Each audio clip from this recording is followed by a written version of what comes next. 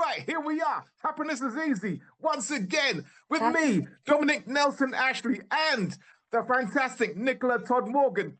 Two people, two double-barreled names. Let's go. Oh, well, what a week. I was in Scotland last week, so it was a long, long way. It was a long, long journey in the car, but it You was went very by good. car. Yeah, yeah. On the way back, we left at 10 o'clock in the morning. We got back at 8 at night.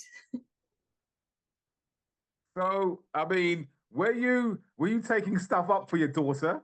So you had to take No, a whole band load of stuff. we had to take our dogs with us, so we had to go by car. All right, okay, I see. Mm-hmm. Yeah. Yeah, so it was fine going by car because we went through the Lake District and everything like that. But it was really good, so that's nice. But I was talking this week with my other daughter, and she is doing theatre and performance at Bristol, which is a lot nearer to me. Um, and she sent me an essay to proofread, and it was really interesting. And I that sent you a link to this video that she was been looking at by a guy who Yes. calls himself his real name's Rodney Smith, but he calls himself Roots Maneuver.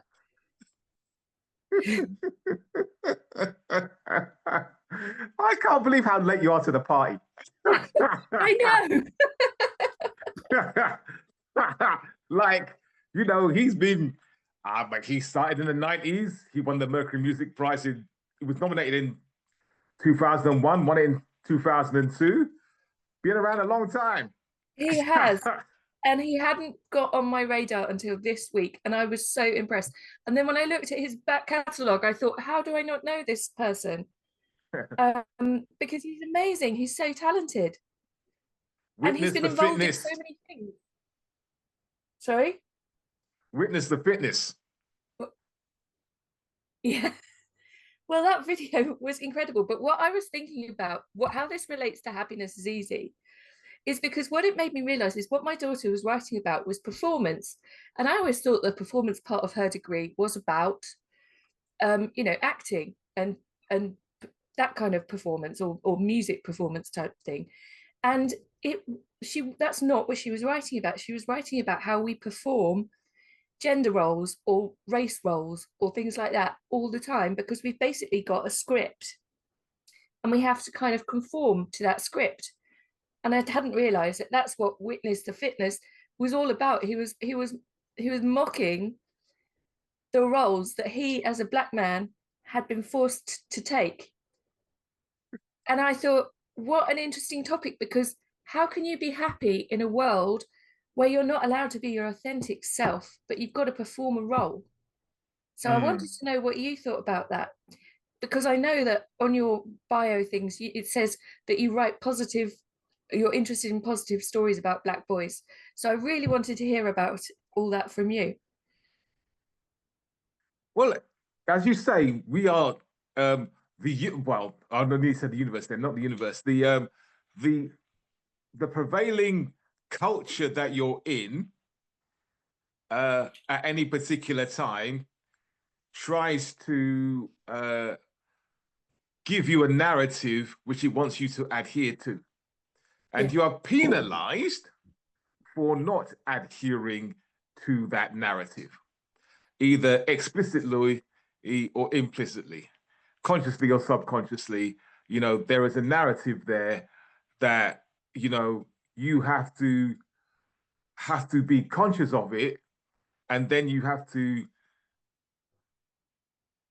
once you're conscious of it, you have to actively move away from it.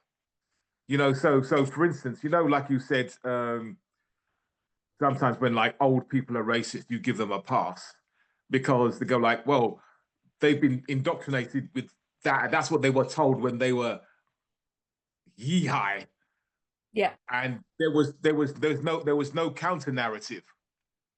Whilst nowadays you can't be so lenient with people because there is plenty of information. There is plenty of alternative narratives. So being racist now is just like, hey, there's no, you can't get a pass on that. Yeah. So yeah, there is, you know, so that thing of, you know, just a simple example is that, you know, if you have an African sounding surname, you have to, it takes you more job applications to get the same results. You know, which is a study done by, was it Cambridge University, I think, or Oxford? Yeah. Yeah. You know, so that so the first thing to do is awareness of that, of what is being put upon you, right? And then once you've got the awareness, then it's a case of like, okay, you then go like, right, what what do you want to be in the world, right? What do you want to be? And so you're at point A, and which is, for want of a better expression, you're creating your own origin story. Everybody's creating their own origin story every single day, right? Because every single day you can be at point zero. The world says you're a particular way, you're gonna be something else, create your own narrative. And so, you know, you are at the beginning of that, and you decide, okay, I'm gonna move in a different direction. And then you're going to come up with a resistance.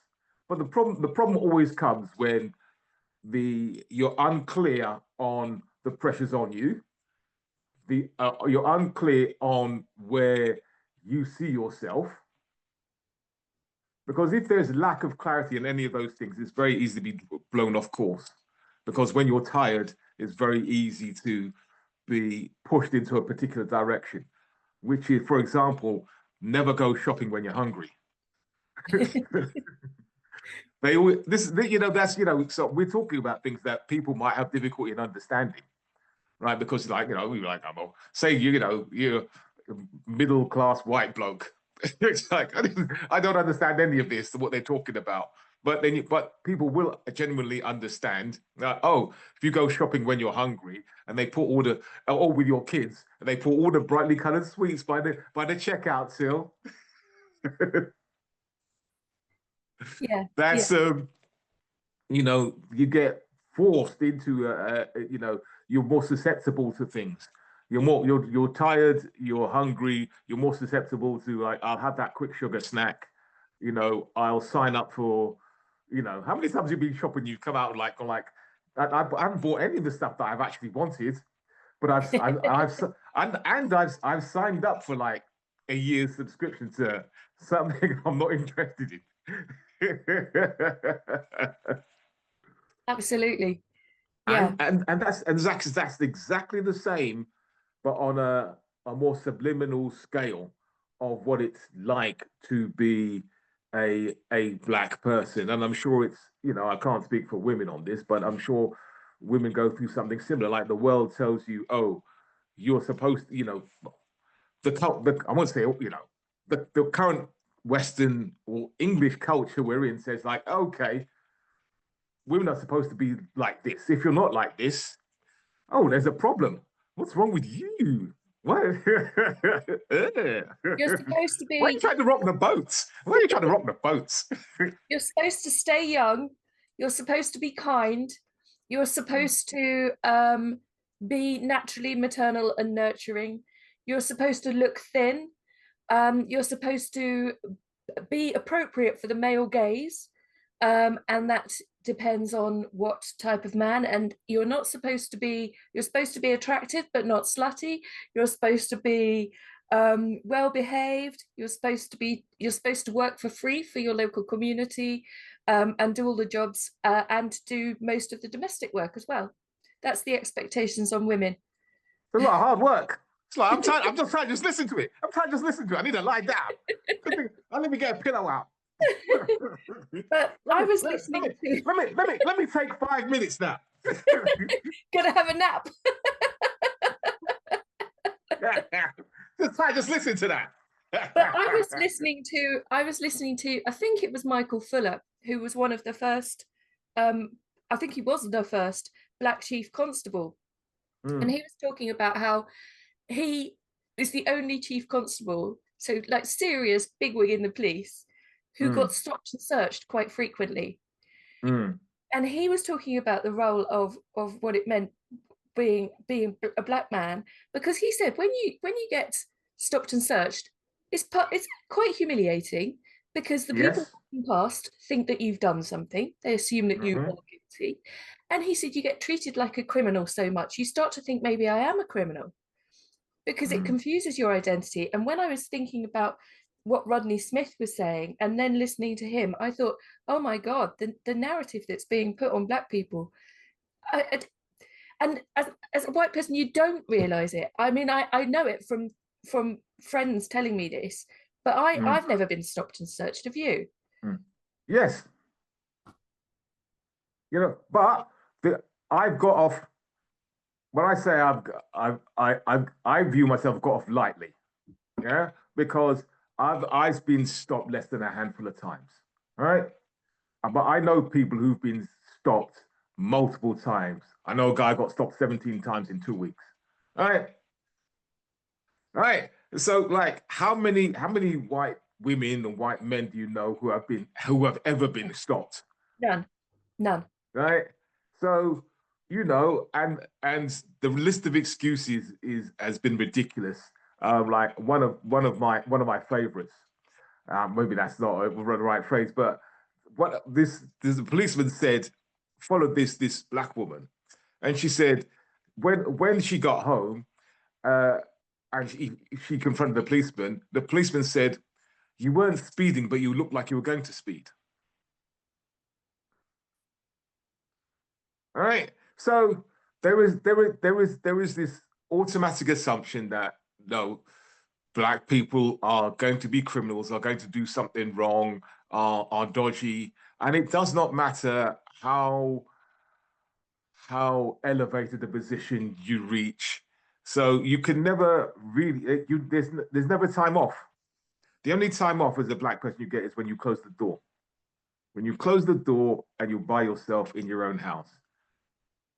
That's it. Well, as soon as you click on the computer, right, it's negativity towards you, right? Because of the algorithms, etc. And as soon as you step out the door, you have to have your armor on and be ready for the nonsense that will inevitably come your way at some stage during the day or that week. It's inevitable. Inevitable. Right. So I'll give you an example, right? As a black person, I'm outgoing, good guy, so talk to anyone. But if I'm out and about and I talk to someone I don't know, a woman I don't know, I will mention my wife within the first 30 seconds. That is purely as a protective measure. So she can't go like, oh, he was trying. I didn't like the way he looked at me. He was trying something on. Like, but the words that come out of my mouth, oh, within the first 30 seconds, I've told you that I'm a married man. As purely as a protective measure. If I go to the gym, right, there is a jacuzzi, right? There was a jacuzzi, there's a pool, etc. I will not if there's lots of women swimming in the pool, I'll have my back turned. Right? Purely as a protective measure, so no one can go like, oh, he was looking at me funny. Because I know as a black person, right, all it takes, no matter how many degrees I've got, no matter how much money I've got in the bank account, right, is going to be a perception of like, okay, it's my word against somebody else's, right? And my word is not going to carry the same weight. That is, and that's just the reality of the society that we currently live in. And it's not ideal, but the first thing as a black person, you have to be aware of this. Right. And you could get into whole things of like, okay, the mental, so you can imagine the mental health toll that will put on somebody. But then, black people accessing mental health services is well, there's this first of all, there's a stigma attached. Secondly, the number of mental health professionals who can look at things from a black cultural perspective is it's very low.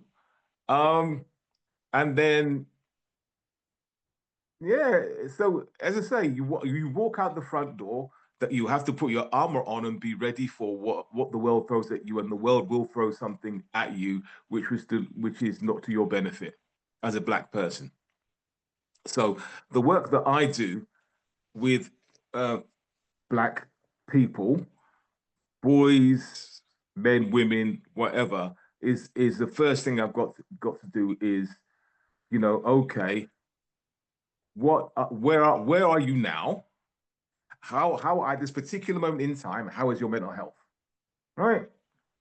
Because all these things add up, like the microaggressions, etc., etc., etc. And all it takes is for that any particular black person who have all these microaggressions that build up upon them. All they have to do is like flip out, right, just once, and it's over for them.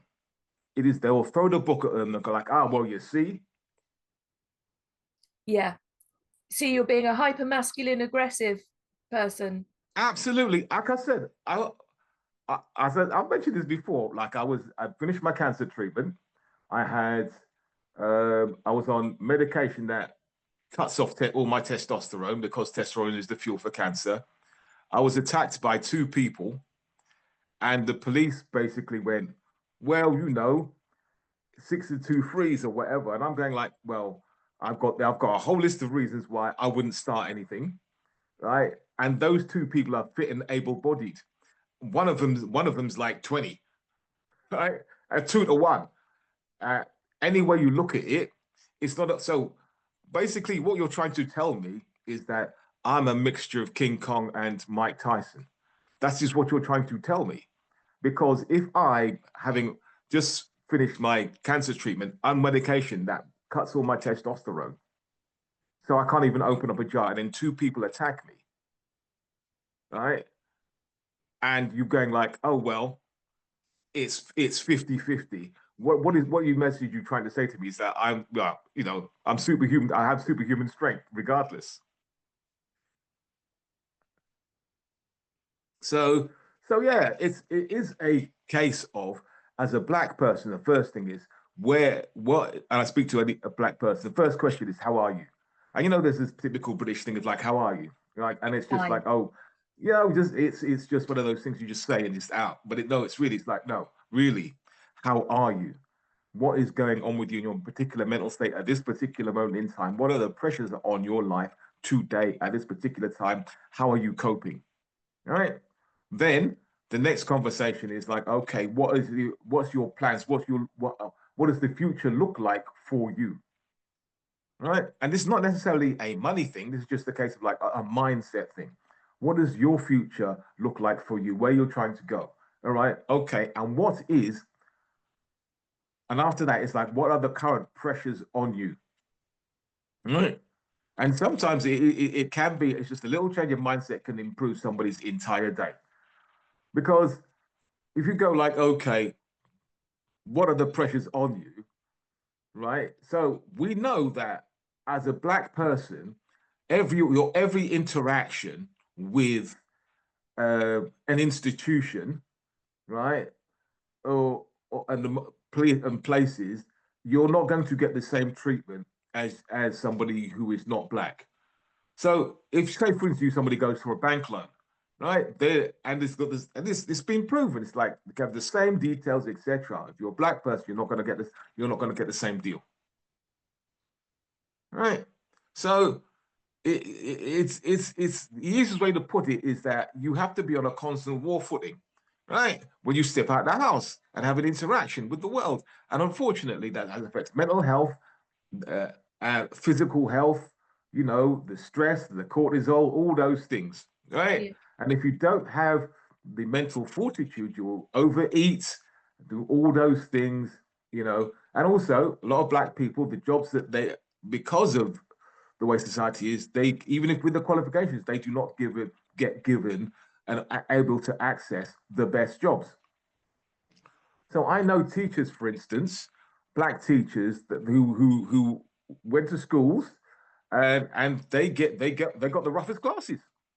they got without you can you could predict these things. Okay, you'll get five people, five teachers, newly qualified teachers. One's black. The black person will get the roughest, the hardest class. All these things take a mental toll, and then you go like, okay, then we're not even going to get into like accommodation or Robert Jenrick and all those kind of things. It is a constant battle. Yeah, yeah. So you are having to perform all the time against this ongoing narrative, aren't you? It, Mm-hmm. and I like what you said about spotting, what you're dealing with. It's a bit like we said the other week about name it to tame it, because Mm, because as it is so subliminal, you could easily not recognize what's happening to mm, you, couldn't you? So very easy. your point about awareness is a really important Mm, one. Um, mm, with the roots maneuver, witness the fitness, what I thought he did so absolutely brilliantly was he just took the mickey, he mocked the whole thing, didn't he? So I yes. thought he did it brilliantly to use humor, because the Mm, one of the difficulties that I think he would face as a young black man, and correct me if I'm wrong, um, is people assuming that he's like aggressive and, as I said earlier, hyper masculine because he's a mm, young black man, and mm, he does it. He sort of clowns around and does mm. the egg and spoon race. So he's playing by British rules and playing Englishness and everything like that. Yeah, yeah, yeah, He's yeah, yeah. mocking both the system and the assumptions about him Mm, so cleverly, because he could rightfully feel really angry about that, couldn't he? But he used mm-hmm. humor to diffuse it. I thought that was such a clever technique. Yeah, yeah. But everybody has their own techniques of dealing with um, the situations that they're in. Sometimes, it is a case of like, okay, you laugh about it. Oh, you never believe what happened to me today, etc. And that works for some people. Yeah. And some people, it's a case of like, you have to be like a more militaristic stance. It's like, right, I'm not even going to engage with this. I'm going to, be very stern faced about it. Everybody has their own coping strategies that work because everybody's got different personalities. Everybody's brains works in different ways. Um, as a slight digression, I was listening to an interview with Trevor Noah, and he's got ADHD, and he said he has no concept of time, right? And so he explained it to me. It's like, okay, it's like there's now, and then there's not now. So when his friends say like we're going out for dinner at 8 o'clock, he goes, oh well, it's not 8 o'clock yet. That's fine. And then his friends are getting ready at 6:30, and he's going like, what are you doing? He said they're getting ready to go out at 6:30. He goes like, yeah, but it's not 8 o'clock yet. So he has no concept of time, which I thought as fascinating. But I'm just saying that as an example, like everybody's brains works in different ways, even twins. So whilst some people the way to deal with things is humor. So other people, another way is just to be like, be a bit more forceful about things. Mm, yeah, yeah, because you have to deal with it authentically, however Yeah, suits you. yeah. Which is the beauty of this thing that we're doing here. It's a case of like there are different we every week we come on here and we pick a different topic and we go in depth and we're trying to find solutions for people and every week we're coming up with different solutions and those different solutions are going to be applicable to different people in different circumstances with different whose brains work in different particular ways. Um, earlier you said about how if an old person says something and you just kind of let it go because of the way that they brought up. This is slightly Yeah, off the topic that we were on, but it happened to me last yeah, week. So as it's at the forefront of my mind, I'll say it. This 80-year-old man who's very nice yeah. said to me about going to his golf club. And he said he goes to a men only golf club. And I said, oh, there is still only men only golf clubs. And he said, yes. Well, there's women only ones as well. And I said, oh, right, okay. And he said, well, I mean, we don't want women at the golf club. We want to talk about men's things. women want to talk about hairdressing or makeup, and us men want to talk about world affairs. So, right, okay. It was all right, he's 80. He said, don't you agree? And I said, I'm not going to try and persuade you out of your view, but no, I don't agree. So my retort to that would have probably been something along the lines of like, okay, if I worked out that it say was a conservative, right? I would have gone like, well, if Maggie Thatcher wanted to walk in into your golf club and wanted to talk to you about world affairs, would you say no? Yeah, because you got to meet people where they are and go like, give them an example. Like, they would have gone like, I'm just this example works if it's just sort of conservative, and if people goes, I'm not making any assumptions about men only golf clubs, but I'm being 80, but I would give a hazard guess that, he would have probably have a photograph. If he had a photograph of the Queen on the left and a photograph of Maggie Thatcher on the right, I wouldn't be surprised. Just saying that. So I would have leaned in with like, oh, okay. So there's no women would ever want to talk about world affairs. There've been no women leaders in the world. Yeah, So there's never been a female prime minister anywhere, like in India, for instance, or the UK, for instance. There's never been a leader of the Conservative Party who's been a woman. Okay, there's never been high-ranking people in the Labour Party who've been women, and none of them would ever want to talk about world affairs. Oh, okay, all right then, fine. That's the narrative. Good to know the whole world's wrong, and you're right. But you see, there you go. You had strategies at your fingertips. You're clearly used to having to deal with. That's your armor, isn't it?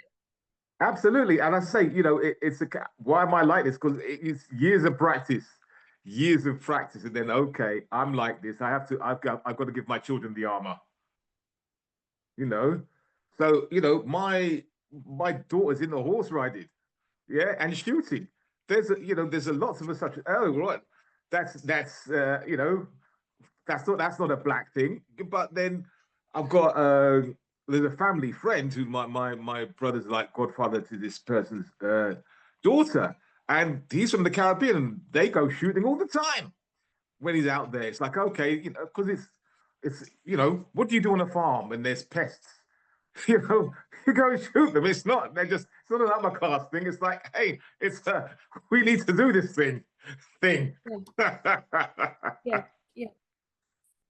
Yeah. So when you're given circumstances like that, I mean, this is how it relates to happiness is easy. And you always say happiness is easy because it's not. But that's like a race, but you're having to start 50 steps backwards, isn't it? Absolutely. To even begin, it's putting in the negative numbers. Absolutely, but the thing is, you know what the rules are, or what the message you're being given. The worst thing is when you don't know the rules and you don't know what's being projected onto you, and that's when you get the problem, the main problem. Because if you go like, right, oh, it's a three-legged spoon race, but somebody's got a motorbike. Oh, all right, you're not happy about it, but you know what's happening, and you might be able to come up with a strategy, right? But the thing is, if you don't know, it's like, oh, that person's just like one that's gone zoomed ahead. How did he do that? He just must be better. No, he's got a motorbike. When you're backwards turns, these are all unleaded. It doesn't matter. He's got a motorbike. Yeah. So given that, it must be infuriating when you hear some people say, "Oh, there's no racism anymore. That all stopped in the 70s." Well, when you hear that, just like anything, you've got to go like, okay, why are they saying that? Right? So there's going to be like a couple of reasons, isn't there? One, are being polite, they're being mischievous. Two, this is a family show. One, they're being mischievous. Two, they genuinely believe that, right? Three, they've been living under a rock for the last 50 years. One of those. I think One of those. I think it's two, a lot of the time, because they say, well, I don't experience it. There you go. So if they don't experience it, well, So and, it and doesn't every exist. exactly, and especially these days with algorithms, right? So what is when there was BBC, ITV, BBC Two, three channels, or even four channels. At those times, like there was there could be a uniform message, yeah, to the public. Morecambe and Wise had like everybody sat down and watched Morecambe and Wise Christmas show or whatever, right? But these days, with an algorithm, everybody's thing is social media and internet is tailored for them. So if they type in, "Oh, I like fluffy bunnies," they'll get their stream will be filled up with fluffy bunnies. Yeah, for instance, I was looking for. I had problems with like getting the right size shoes, so I've ordered a pair of shoes to be made, right? And then my fit, and I put that in just once, right? Every day now I go on the internet. Every fourth thing is an advert for shoes. Yep. All right. The algorithm's just gone like, this is what he wants. The fact that I've sorted it out now and I'm not no longer interested in that is irrelevant. Yep. Once upon a time, for the football nerds watching, I was convinced that Leicester were going to win the Premier League. It was looking good. There was great odds. So I went like, I'll just put a cursory search into, bookmakers, right? Where's my local one, right? I did not put a bet on. Why? I was inundated by gambling. With the shoes one, it's like every fourth advert was shoes. Every advert was a gambling one. Every advert was a gambling one. Absolutely. Yeah. So you've got a personalized news feed telling Yeah. you things Every that the algorithm. everybody has a personalized news feed now, right? So that thing of and like people watching mainstream TV is getting less and less and less and less. So everybody's in their own little bubble. Yeah. Absolutely. So Yeah. so The when other people day on my journey up to Scotland, I insisted that we listen to Nick Ferrari on LBC. Now, he is a really infuriating guy. He's really right wing. I really can't stand him. And my husband was getting really cross and shouting at the radio and going, "Why are we having to listen to this?" And I said, "Because we have to know what other people think. yeah, If you yeah, don't listen to what they are saying, you are yeah, unaware because we are in bubbles and we're yeah, not hearing, and you become completely unaware that there's all these yeah, right-wing people with these what I would consider quite mad ideas. yeah, But it's really important to me to be aware of how they're thinking and what they're saying. So you have to make a conscious effort to step outside your algorithm and your absolutely. created world. And it's hard. You got to do the training. You got to do the pre-work. You got to pre-go deep breathing. I'm going to listen to Nick Ferrari now. I'm gonna go in. I'm gonna time myself. Have you heard him? Oh yeah, I have. I remember when he was having a roundtable discussion with Afua Hirsch, who's this black journalist. Stay there, stay there. While Dominic has left the room, I'm not going to do any incidental music like he did when I left the room. Because while Dominic is a musician, I'm not. You could have done some beatboxing. Look at that. Dominic comes in with a book, Oh, Black British, on Race, Identity and Belonging by Afua Hirsch. Afua, surname Hirsch. There we go. British. Dominic comes in with a book. There we Whoa. go, off his So tell me about that bookcase. book. Tell me about that book, because obviously I'll have to buy it now. Yeah. Well, basically, it's all about race, identity, and belonging. And she went to Oxford University, so she could talk the talk in the way that the people she's up against talk the talk, which is great. She's half black, half Jewish. So she's got them cornered at every angle. She's got them cornered at every angle. Gosh. So yeah, and I remember Nick Ferrari having a conversation with her, and she was saying, about the things she was unhappy with the UK, and Nick just turned around to her and said, like, well, if you don't like it, why don't you just leave? And so I could see her going like,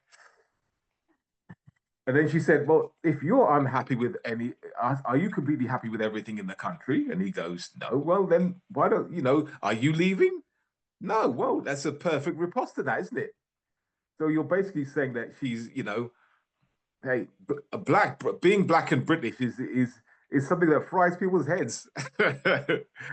So what he wasn't acknowledging there is that she's a citizen. She's totally entitled to talk about the society that she's a citizen of. Mm-hmm. And he'll come back with, why don't you leave then? So is she not Mm-hmm. allowed an opinion? Is that what he's suggesting? Well, there's many layers to this. No, there isn't. He doesn't. She's black. There was. I was trying to do that diplomatic tap dance that black people sometimes have to do. And just go like, well, there's different ways of looking at this. No, there's only one way of looking at this. That's why he said that. She's black. He wouldn't say that to someone else who was saying what they were unhappy with, Mm-hmm. who wasn't black. Exactly. Gosh. But let's move on. Hey, happiness is easy. Let's get happy. Let's get happy. We can easily get very depressed. I can feel the spiral. The spiral. Let's bring it back. This is why I wanted to talk about this, because I thought it's so unfortunate that well, it's not unfortunate. It's horrible. It's stupid. It's ignorant. But there's so many people having to deal with this. How do you stay buoyant when everything is just set against you like that? I'm still in shock about the Nick Ferrari thing. What an arse. Well, the thing is, forearmed is forewarned. That's the first thing. It's like, I tell you, I was struggling. I'm happy most of the time, even times that I've struggled with this. But there is a guy, he's a professor of Black Studies in Birmingham University called Kehinde Andrews, and he's just he was doing a talk, and I had a chat with him. I said, how do you stay so happy all the time? Because at this particular moment, I was struggling. I was going like, oh, the world, just all the things that I've been talking to you about. It's like, you walk out the front door, it's like negativity. And he goes, well, once you realize that, the society is not set up for your success, you can spot it, and, you just got to act accordingly. And that's how that really helped me, because it is a struggle every single day. It's like, you got to, some days just go like, have I got the strength to deal with the nonsense that's going to come my way, and some days just go like, okay, right, okay, I can go 12 rounds, no problem. Let's go. I've been in situations where I've had people scream at me, people shout at me, and I just go like, spit on me, Just go like, oh, okay, and I've got to, What? yeah, and Why? you've got to, Why? hmm? But just being racist. Yeah, Just. My God. yeah, yeah, but, right, okay, so the response is when every fiber of your being wants to go like, all right, okay, that's as you know, I'm gonna fight you. I'm not gonna have that level of disrespect because men are big on respect. You know, if you do, and it's like, right, okay, I'm gonna beat you up now, or I'm going to, do something to you. I'm not gonna let you get away with that. But the bit in your brain, the other bit in the brain goes like, okay, in that situation, who wins? Yes. Who wins? So my thing is it all if I'm by myself, that happens. Sometimes you just gotta let it ride. Let it ride. If when my kids were younger and that stuff happens, it's different. Because I've got to teach them that I, as their father, have always got their back. So then my actions are different. Yeah, because I'm very, you got to young minds are impressionable. You've got to imprint on them what is uh, being able to have that confidence and stand up for themselves. So if they see something happening and me as their father um, not showing protection, that's a different thing. Yeah, then they won't feel safe. Exactly. So and because it takes years years of thought and concentration to actually come up with a set of armor that works as a black person, right? And remember, not everybody has um, what I have, because I have always had an interest in psychology. There was a careers advisor, so there's a like psychological element in that about Yeah. how the mind works, what the influences on you as an individual. That all ties into that sort. So I've been thinking about these things anyway, and also my work in the community. All the A time. lot of people, you know, not just black people, but people in general, don't have that thing that me and you have, which is like, we've actually set aside some gone like, okay, let's think about this. How do we approach these things? What can we do to change the narratives for ourselves as individuals and for other people? Most people they go do their 9 to 5. Well, 9 to 5 is not 9 to 5, is it? Because it's like 9 to 9, right? And people come home, leave in the dark, come home in the dark, and they're tired, exhausted, so their brains are more malleable. Get so tired they'll get a takeaway, so they don't cook properly. What you go on the internet, the algorithm has said like, all right, you liked fluffy bunnies last week, you still like fluffy bunnies. Here's some more pictures of fluffy bunnies, right? Have a drink, go to bed. That's the week done. Weekend, get drunk, go again.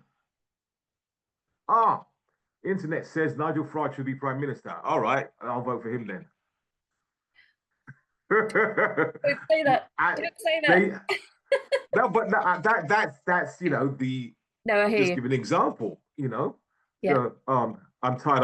I'm tired. I'm hungry. I'm gonna go down the shops. All right, okay. Well, I'm gonna have that bright colored thing. That thing with lots of sugar. Oh, go home, back to bed, crash. We've Yeah. all been there. I'm sure when you were a lawyer, you just like on the treadmill for a bit. And me, when I was doing various jobs, felt like I was on the treadmill, no time to myself. Then you end up making poor decisions. Yeah. Yeah. Yeah. Coffee during the day, alcohol Mm. at night Mm-hmm. to bring you down the other end. Yeah. Glass of wine at night. Absolutely. So we've talked about this on air and off air as well about this what we're doing here. It's a public service. It's giving our knowledge and our expertise to the general public, and we don't know which episode is going to resonate with people. That's why we do so many. Every week we come in here, we just give out the info, our particular viewpoint, because, like I said about Trevor Noah, he has no concept of time. One of our episodes might resonate with people like that. This episode might resonate with other people. Somebody, sometime is going to get something invaluable from what we do. It's as Yeah. simple as that. So we got to keep doing it. Yeah. That's it. Well, Ha! Mr. Dominic Nelson Ashley, I have been so grateful to hear your amazing take on what it's like, being a black person in this country, because although I feel like I have a hard time as a woman, I don't think it's as bad as the racism. It's not great, but I mean, that is just totally shocking. And actually, I had stopped asking people about that since I read the book, Why I'm No Longer Talking to White People About Race, because and one of my friends who's actually Indian said, I don't want to tell white people about this anymore, because why should I have to spend my energy doing that? Mm-hmm. But um, so actually, I'm willing to take on the job to tell people what I've been told, because you shouldn't have to spend your energy explaining the sort of mountain that you have to climb to just Mm. walk along the road. Um, Absolutely. And remember that as a black person, being black or melanated, that's only one aspect to me, right? And to other people, you're more than just a woman, aren't you? You know, there's other aspects to you, you know, like your daughter's a painter. You know, it's not just about, everybody has more than, has multiple facets to them, and you can't just box people into like, oh, that. And then, so because you look like that and we think that about you, we're going to define you as that. yeah, no, of course not. It's annoying. Um, Yes. but there we go. So There we if go. you can cope with all of that and still manage to be buoyant, you don't have to be happy all the time. But, but if you cannot let it grind you down, although you are allowed to let it sometimes, because you can't fight it all the time, can you? There Mhm. must be times when you just think, I can't do this today. Yeah, but you know, there's always a next day. You know, if you know, that's what they say. If it's really tough, get through to the next day, one day at a time.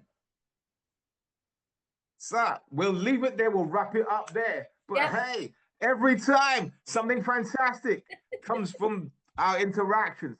So happiness is easy.